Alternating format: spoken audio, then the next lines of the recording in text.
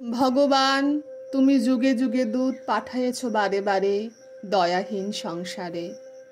তারা বলে গেল ক্ষমা করো সবে, বলে গেল ভালোবাসো। অন্তর হতে বিদ্বেষ ও বিষ নাশো।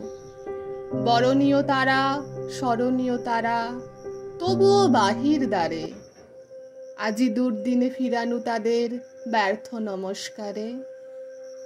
আমি যে দেখেছি গোপন হিংসা কপট রাত্রি ছায়ে হেনেছে নিঃসহায়ে। আমি যে দেখেছি প্রতিকারহীন শক্তের অপরাধে বিচারের বাণী নীরবে নিভৃতে কাঁদে।